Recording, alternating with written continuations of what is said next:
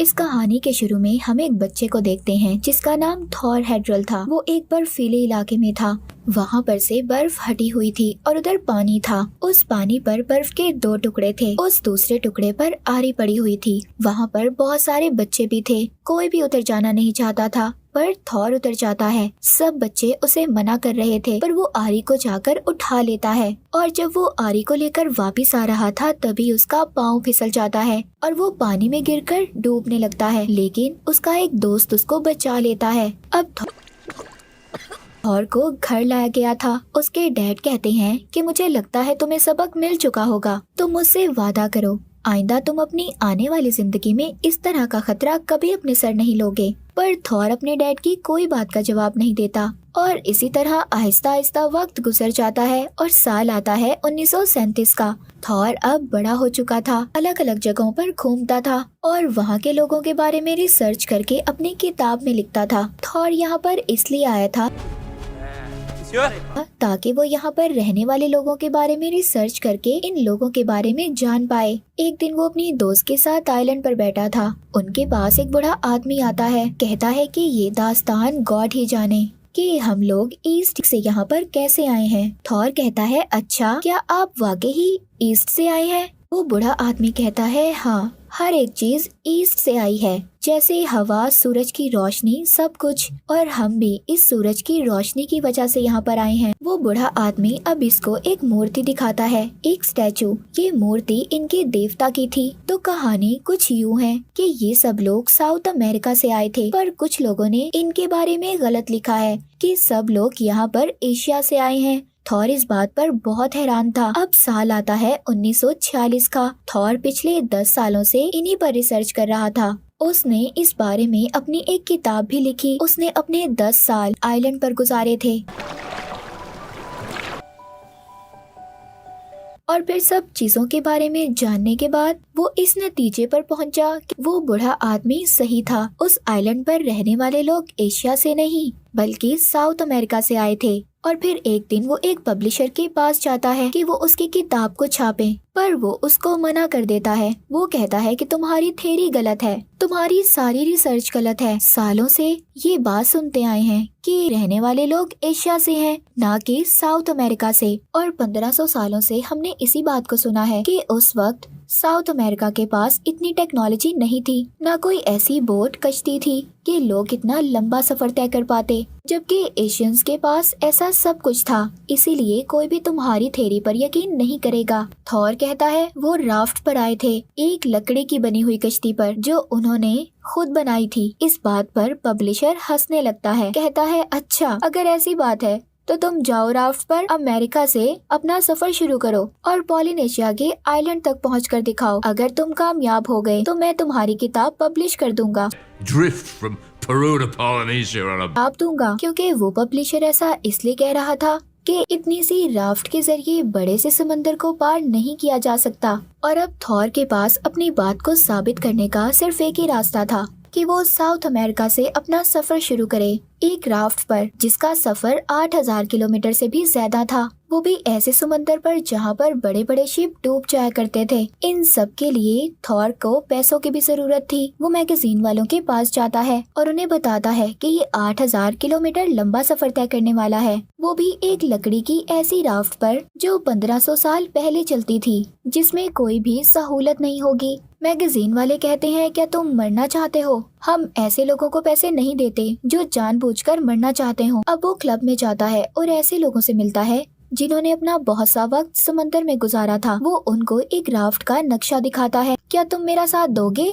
तभी उनमें से बैठा हुआ एक आदमी बोलता है, क्या तुम जानते हो ये कितना मुश्किल है? तुम जो मुझे राफ्ट का नक्शा दिखा रहे हो, हम जो इसमें लकड़ियों को बांधेंगे उनकी रस्सियाँ कुछ ही दिनों में खुल जाएंगी और हम लोग उधर ही फंस जाएंगे, मर जाएंगे, उधर ही पानी में डूब जाएंगे। थॉर इनकी बातें सुनकर यहाँ से चला जाता है, पर इधर ही एक आदमी बैठा था जो सब बातें सुन रहा था। वो थॉर के पास जाता है और उससे कहता है कि मुझे तुम्हारा राफ्ट वाला आइडिया अच्छा लगा। थॉर उससे कहता है कि आखिर तुम हो कौन? वो कहता है कि मैं एक इंजीनियर हूँ और मैं इस काम में तुम्हारा साथ देना चाहता हूँ। इस तरह थॉर को अपना पहला साथी मिल चुका था। वो उसको अपनी टीम में शामिल कर लेता है।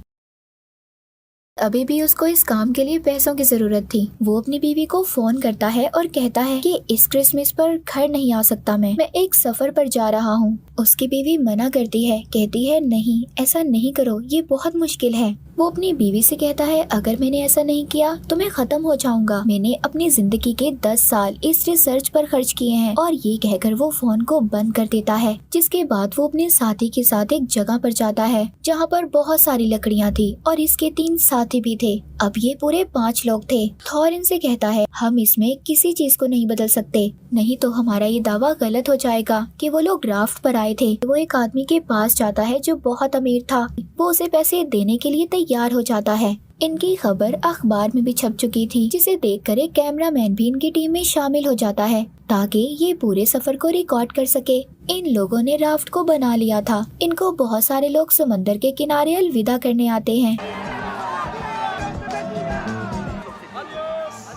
सबको यही यकीन था कि कोई भी इन्हें दोबारा नहीं देख पाएगा, क्योंकि ये इतने बड़े समुद्र में एक छोटी सी राफ्ट पर थे। इनके पास एक छोटी सी कश्ती जो मुसीबत में काम आती, खाने पीने का कुछ सामान और एक रेडियो था। अब आहिस्ता आहिस्ता इनकी राफ्ट समंदर की गहराइयों में उतर जाती है। एक दिन जब ये रात को सो रहे थे तभी उधर बहुत बड़ा तूफान आता है। थॉर जब राफ्ट के पर्दे को हटा रहा था तो वो ऐसा करते हुए पानी में गिर जाता है। थॉर को तैरना नहीं आता था, पर फिर भी उसके साथी उसे बचा लेते हैं और इस तरह उसकी जान बच जाती है। जब सुबह होती है तो ये देखते हैं कि तूफान की वजह से इनकी राफ्ट को काफी नुकसान पहुंचा था। ये सब मिलकर उसे ठीक करते हैं। समंदर अब बिल्कुल खामोश था और ये आहिस्ता आहिस्ता अपनी मंजिल की तरफ बढ़ रहे थे। पर ये सफर इतना आसान नहीं था जितना ये लोग सोच रहे थे। तभी समंदर में इनको एक शार्क दिखाई देती है। ये उसको रिकॉर्ड करने लगते हैं। तभी थॉर का पहला साथी जो इंजीनियर था वो देखता है कि शार्क इनकी राफ्ट के नीचे से गुजर रही है। ये बहुत ज्यादा डर जाता है। अब ये उधर ही शार्क को मारने वाला हथियार उठाकर उसके ऊपर फेंक देता है। उसके साथी उसे रोक भी रहे थे पर वो नहीं मानता। जो हथियार इसने फेंका था उसके साथ रस्सी बंधी हुई थी और वो शार्क को लग जाता है, जिससे वो पागल हो गई थी। वो समुंदर में घूमने लगती है। इनकी राफ्ट डूबने वाली थी पर बच जाती है। इसके साथी की इसके साथ लड़ाई भी हो जाती है। वो कहता है कि तुमने ऐसा क्यों किया, हम बहुत बड़ी मुसीबत में फंस सकते थे। यहाँ पर थॉर सबसे कहता है कि यहाँ पर कोई किसी के साथ नहीं लड़ेगा, मैं तुम लोगों का लीडर हूँ, जो कहना है मुझे कहना है। इसी तरह दिन गुजर जाते हैं। इनका रेडियो भी काम करना बंद कर देता है और इनका राब्ता किसी से नहीं हो पाता। इंजीनियर साथी भी पागल होने लगा था। वो सोचता है बहुत जल्दी ये राफ्ट डूब जाएगी, हम सब मर जाएंगे। इसके दिमाग में यही सब चल रहा था। जिसके बाद इनके साथ जो कैमरामैन था वो छोटी कश्ती में बैठकर थोड़ा दूर जाकर ताकि वो इनकी वीडियो बना सके, इन्हें रिकॉर्ड कर सके। पर उधर बहुत बड़ी बड़ी शार्क आ जाती हैं जो उस पर हमला करने वाली थी। पर थॉर उसको देख लेता है और जल्द ही उसे पानी से निकाल लेता है, जिससे उसकी जान बच जाती है। पर समंदर में हर तरफ खतरा था, हर तरफ इनकी मौत थी। इन्हीं में से एक साथी के पास तोता था जो पानी में जाकर बैठ जाता है। तभी बहुत बड़ी शार्क आकर उस तोते को खा जाती है। जिस आदमी का ये तोता था उसे बहुत दुख होता है। जब वो शार्क इनकी राफ्ट के पास आती है तभी वो आदमी इसको पूंछ से पकड़कर राफ्ट पर लाकर ये सब मिलकर इसे मार देते हैं। अब शार्क को तो इन्होंने मार दिया था पर उसका खून पानी में फैल जाता है, जिससे और भी शार्क्स इनकी राफ्ट के पास आ रही थी। वो इंजीनियर साथी बहुत डर जाता है। तभी वो एक बॉक्स लाता है जिसमें लोहे की तारें थी। वो कहता है कि हम अपने राफ्ट को इससे बांध लेते हैं, नहीं तो हम डूब जाएंगे, इस शार्क का खाना बन जाएंगे। पर थॉर उससे वो लोहे की तारें लेकर फेंक देता है और कहता है नहीं, हम बिल्कुल वैसे ही जाएंगे जैसे 1500 साल पहले लोग गए थे। इन सब बातों से इंजीनियर का दिमाग खराब हो जाता है और उसका पाँव फिसल जाता है, जिससे वो बेचारा पानी में गिर गया था। इससे पहले वो शार्क का खाना बनता। उसके साथी उसे बचा लेते हैं। वो सबसे माफी मांगता है कि वो गलती पर था। पर यहाँ पर सबसे बड़ी बात ये थी, ये सब अपने सफर पर तो थे पर कोई भी नहीं जानता था कि ये बिल्कुल सही रास्ते पर जा रहे हैं या नहीं। पर थॉर को यकीन था। वो कहता है हम बिल्कुल सही जा रहे हैं। इनको इस सफर पर पूरे 3 महीने हो चुके थे। अब इनके रेडियो ने भी काम करना शुरू कर दिया था। ये अपने रेडियो के जरिए सबको मैसेज देते हैं। बाहर की दुनिया में एक हंगामा मच चुका था। बरसों से उनकी जो रिसर्च थी सब गलत थी। एक सुबह इनके साथी को आसमान पर उड़ता हुआ परिंदा दिखाई देता है। ये सब बहुत खुश थे कि ये जमीन के करीब हैं। सामने ही इनको आइलैंड दिख चुका था, पर अभी भी मुश्किलात खत्म नहीं हुई थी। इनको वहाँ तक पहुँचने के लिए बड़ी बड़ी लहरों का सामना करना था। ये जब पास जाते हैं तो लहरों से इनकी राफ्ट डूबने ही वाली थी, पर किस्मत ने यहाँ पर इनका साथ दिया था और ये लोग पॉलिनेशिया के आइलैंड पर पहुँच चुके थे। इन 6 लोगों ने तारीख को बदल कर रख दिया था, बरसों की थ्योरी को गलत साबित कर दिया था। तो इस कहानी से हमें ये सबक मिलता है कि दुनिया में कोई काम मुश्किल नहीं। अगर हमारी सोच सच्ची है और काम करने का जज्बा सच्चा हो, बड़ी से बड़ी मुसीबत को आसानी से हल किया जा सकता है, जैसा कि इन 6 लोगों ने किया। थोर को अपने आप पर यकीन था कि वो इस काम को कर सकता है। इन 6 लोगों ने अपनी जान पर खेलकर 101 दिन के सफर को पूरा किया और अपना नाम हिस्ट्री तारीख में लिखवाया। और इससे ये बात साबित हो गई थी कि पॉलिनेशिया के आइलैंड के लोग एशियंस नहीं बल्कि साउथ अमेरिका के थे। जिस राफ्ट पर इन्होंने सफर किया उसका नाम कॉन्टिकी था, जो इस मूवी का नाम भी है, और इसको आज भी म्यूजियम में रखा गया है और हर साल हजारों लोग इसको देखने जाते हैं। और इसी के साथ ये मूवी की सच्ची कहानी यहीं पर खत्म हो जाती है।